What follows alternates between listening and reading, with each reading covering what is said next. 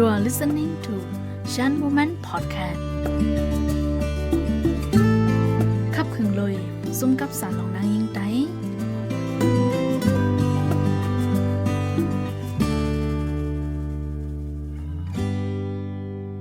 ไม่ซุ่มค่ะยินดีรับตอนคำว่าถ่อม Shan Woman Podcast เฮาค่ะข่าวม่วนใหม่เมื่อในข่าวเดี๋ยวหัวข้อเกี่ยวเลยลองสนไล LGBTQ+ ในกลุ่มเอเชียเจียงจันทน์วันออกนั่นก็ได้เป็นลองไมมีก็กูเพ่งเป้งในเมืองไทยนี่ค่ะเนาะไมมีอันไหนก็เลยเปิดปันสุนค่ะเนาะตอนตาก็ฮักอันที่เป็นเพศเดียวกันค่ะเนาะเพศเดียวกันวันว่าได้ก็เป็นหญิงต่อหญิงใจต่อใจนึงค่ะเนาะเต็มใจแต่เลยเป็นหญิงและใจก็ยิงค่ะเนาะที่จังกบกูกันไล่ถูกแม่นจ้อมหมายมีถูกแม่นจ้อมตะลาเนี่ยค่ะเนาะนอกเหนือสิ่งนั้นค่ะเนาะข้าก็ติมาอบโอตัวที่ในมุมมองที่ในเจ๋งหมายมีเสียหมกะแล้วก็หมายมีอันไหนค่ะเนาะหมายมีลองกบกูเพ่งเป้งในเมืองไทยในมันมีลองเกี่ยวข้องจ้อมการต้องหนึ่ง feminist จึงหือนะการที่เฮาคาตึกซนต่อสู้เปิงก้นใจเป็นใหญ่จึงหือในจันก็ติป้านี่ค่ะเนาะแล้วก็แทงตอนนึงได้ก็เฮาคาก็ติจังมาแตกนึงด้วยค่ะเนาะว่าเงาลายอันไหนที่ในที่จันลมพาลูมีจึงหือแล้วก็ในเมืองโฮมตุมรู้เป็นจึงหือไว้นี่ค่ะเนาะเฮาคามาหาคอตอบมาหาคอวนกว่าซ้ำกันด้วยที่ใน podcast โหในนี่ค่ะเอาค่ะก็มันตั้งสุดแต่ก็เฮาคามาตุ้ยคะเนาะว่าปึ้นหลังหมายเมียนในมีจึงหือแล้วก็ปึงค่ะเนาะปึงก้นใจเป็นใหญ่นั่นค่ะรู้มันฝังลึกแล้วก็มันเหตุการณ์มาจึงหือนี่ค่ะเนาะเอาค่ะเพราะเฮาคามาตุ้ยเมืองไทยเนี่ยได้ก็เฮาคาได้เลยรู้จักกันได้เลยหันอยู่ตั้งนำค่ะเนาะว่าเมืองไทยเป็นเมืองหนึ่งที่เปิดรับ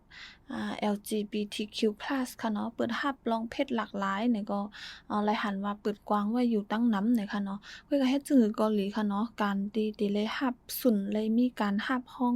ตั้งปักเปิงหมายมีตอนดากก็ฮักอันที่เป็นเพศเดียวกันอันที่เป็นใจต่อใจยิ่งต่อยิ่งฮักกันนั่นน่ะได้ก็มันก็เลยต่อสู้มาอยู่ข้าวยามตั้งหึงอยู่เหมือนกันนี่ค่ะเนาะเลยตีจุ่มตรงหนึ่งสุนไล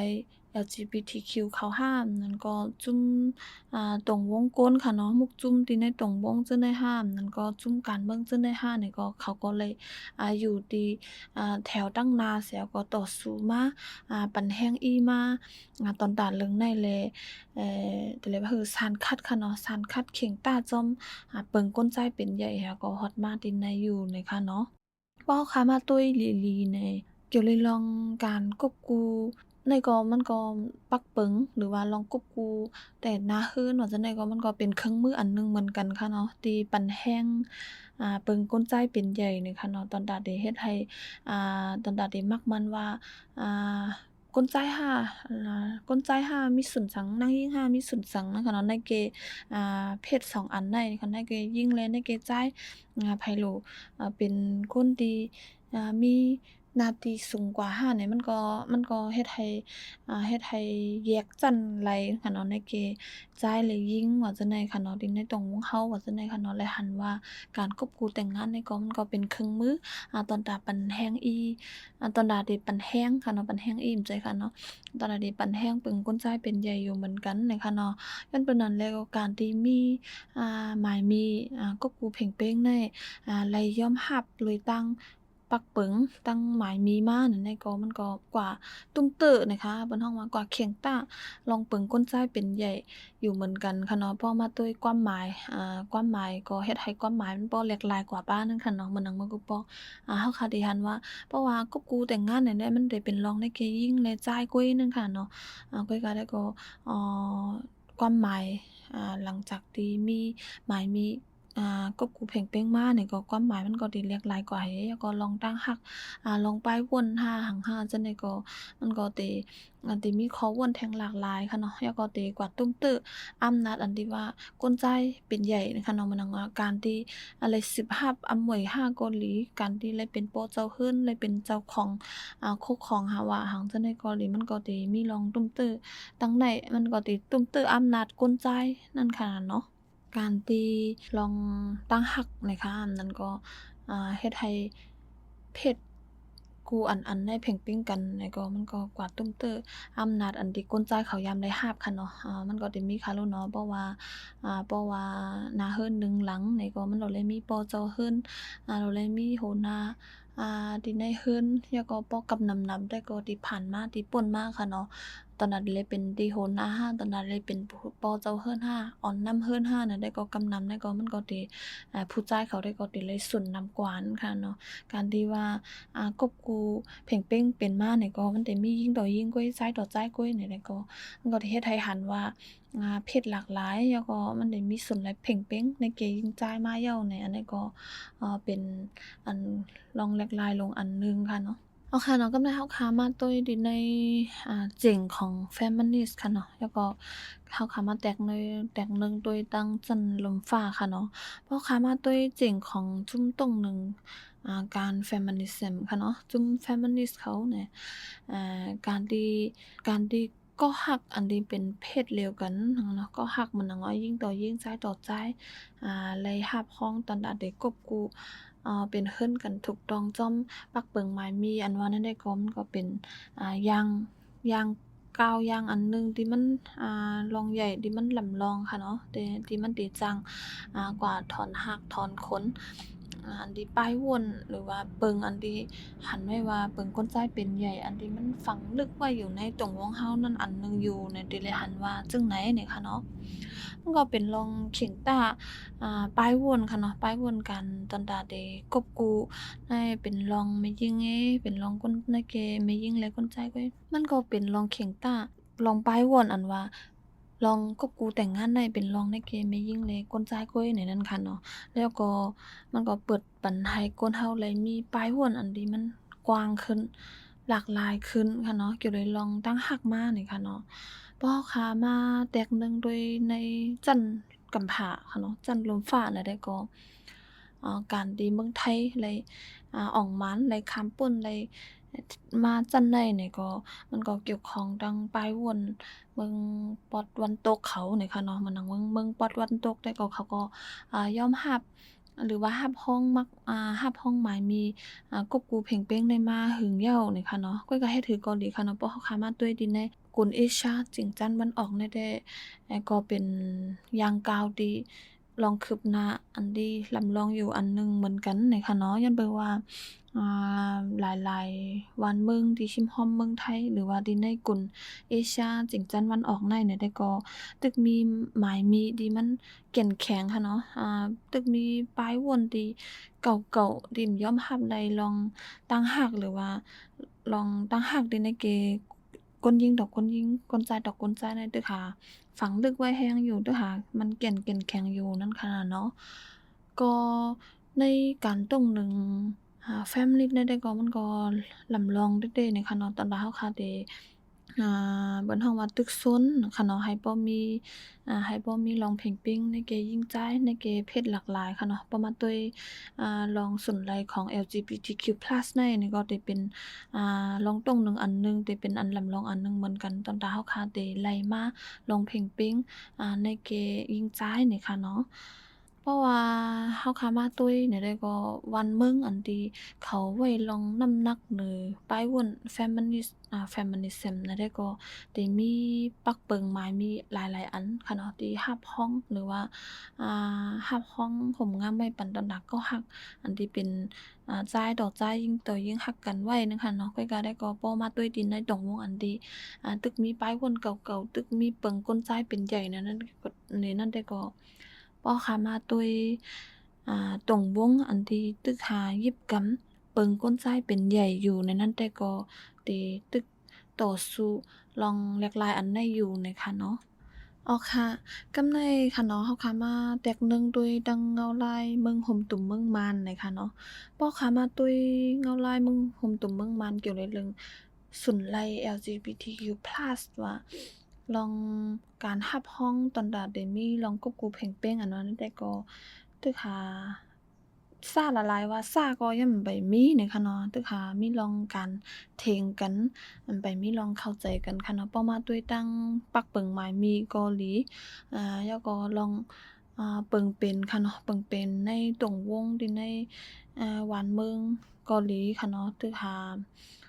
มีป้ายว่นเปิงเป็นก้นจ้ายเป็นใหญ่ค่ะเนาะตึกหามีมาป้ายว่นเปิงก้นจ้ายเป็นใหญ่อยู่ค่ะเนาะแล้วก็ทางอันหนึงก็ป้ายว่นอันเก่าๆที่เฮาค่ะ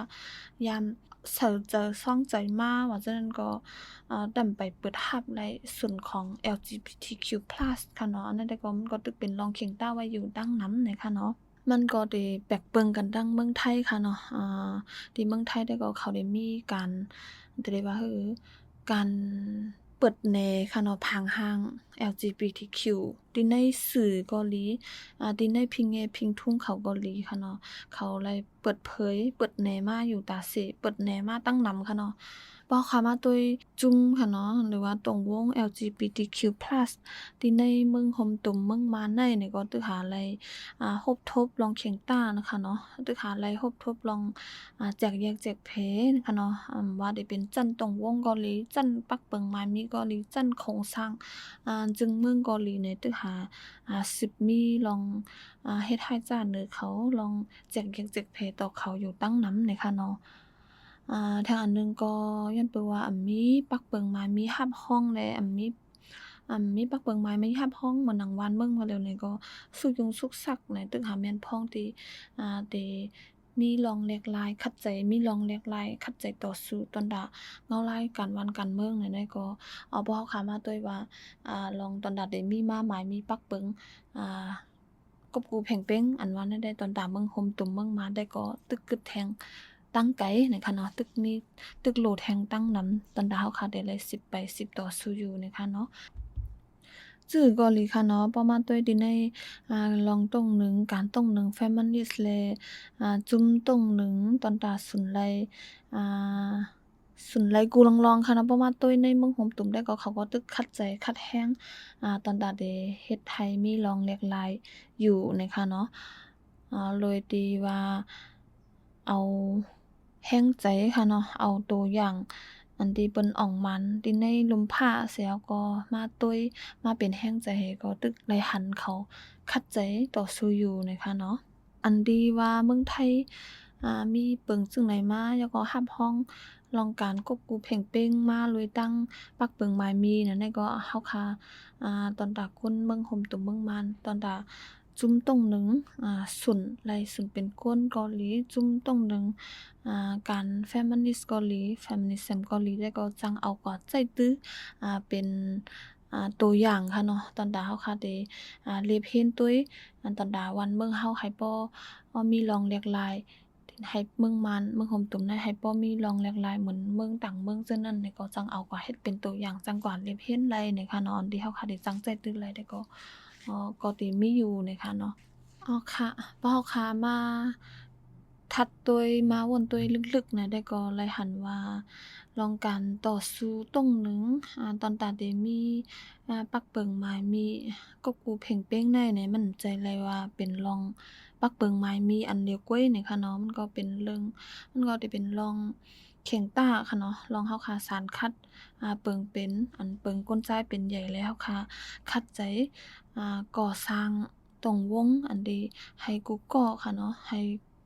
กูก็กูกวนค่ะบ่เลยมีสุนไหลเพ่งเป้งกันนะคะเนาะว่าเขาได้เป็นเพศที่เกิดมาเป็นหญิงใจเป็นชายค่ะนั้นก็เกิดมาเป็นหญิงแล้วก็รักหญิงค่ะจากก็เจอในเกาหลีนี่ค่ะเนาะอ๋อค่ะก็การที่เมืองไทยค่ะเนาะรับรองเลยปักเปิง กบกูเพ่งเป้งได้นี่ก็เลยว่าเป็นร่องอ่องมานอันหนึ่งค่ะเนาะอ่องมานอันใหญ่ลงอันหนึ่งอยู่ในเซตาบ่ค่ะมาด้วยแทงตั้งหนึ่งได้ก็เฮาคาติเลยหันว่าตึกมีการงานที่ติเลยเฮ็ดแทงอยู่ตั้งนำค่ะเนาะตอนตาในคักตอนอื่นๆในโลกในกำพาในนี่มันก็ตึกมีแทงวันเมืองหลายเมืองที่ไหลรับรองส่วนไหลเพ่งเป้งในแก่ยิ่งจ่ายตึกตึกมีป้ายวนเก่าๆและตึกสารคัด ลงเพ่งเป้งในเกยิ่งจ้าอยู่นะคะเนาะโฮมถึงป้าเมืองโฮมตุ่มเมืองมานนะคะเนาะเอาค่ะอิงนืออันที่เขามาปืนเพกว่าจื้อในเสนะคะเนาะอยู่ดีพี่น้องเขาเลยถ่อมยินเกี่ยวเลยลึงในเสียก็ พี่น้องเขาวนจึงหือนะคะเนาะเกี่ยวเลยการก้องสารนะคะเนาะมันก้องสารกันจึงหือค่ะเนาะประมาณตัวดินในลองปักเปิงกบกูเพ่งเป้งในสีเกาหลีในเปิงก้นซ้ายเป็นใหญ่เกาหลีแล้วก็ในลองการต้งหนึ่ง Feminism ในเกาหลีค่ะเนาะใน3อย่างใน3ลองมันมีลองก้องไก่กันจึงหือเกี่ยวข้องกันจึงหือในวนจึงหือนี่ก็ลัดมาปันอีกหนึ่งนี่ค่ะเนาะทางอันหนึงก็วนว่าเมืองห่มตุ่มเมืองมานเฮาคารู้นึงค่ะเนาะติจังไปจ้อมฮ้อยเมืองไทยคึดไรอยู่ค่ะค่ะเนาะแต่ก็จังได๋ค่ะเนาะพี่น้องเขาจังปันตาหันถึงมาดีsocial media ของจุมซ้อนเฮาค่ะนั่นก็คอมเมนต์มาไลนี่ค่ะเนาะแล้วก็ป้อพี่น้องเขาเลยใจโหพอดแคสต์โหได้นี่ก็กดติดตามหรือว่ากดแชร์ก็เป็นโอ้ยก็พี่น้องเขาเลยรับถ่อมจ้อมก็ไลนี่ค่ะเนาะยินโจมตีรับถ่อมและพบกันแทงในพอดแคสต์ตอนหน้าใน Chat Moment Podcast ค่ะเนาะ แล้วก็ก่อนที่เฮาค่ะสิไล่มาฮบทบกันแทงตอนหนึ่งนั่นอย่าไปลืมติดตามช่องพอดแคสต์หรือว่า Social Media ของหมู่จุ้มเฮาค่ะนี่ค่ะเนาะในส่วนค่ะ